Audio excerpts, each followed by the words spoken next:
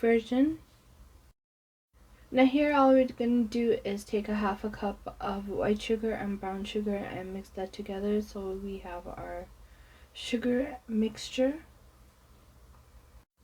Now all we're going to do is dip the marshmallow in the butter, the melted butter, and then dip that into the sugar mixture.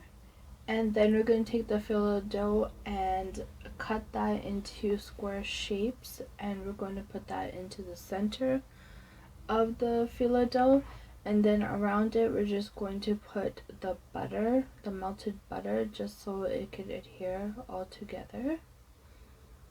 And then we're just going to pinch the edges and we're going to roll it so it makes a roll, just like I'm doing right here.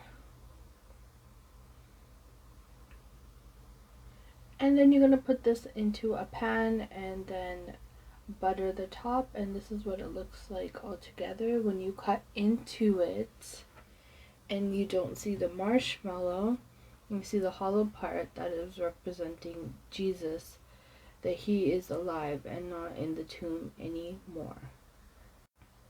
A savory version. Now you're going to cut the phyllo dough into square pieces, and just around this piece we are going to butter it, and we're going to take a block of cheese that I already dipped it in butter and put it into the center, and we're going to roll it again like the previous one and brush butter on it. And it is the same kind of concept that the cheese disappeared, and that is representative of Jesus not being in the tomb anymore.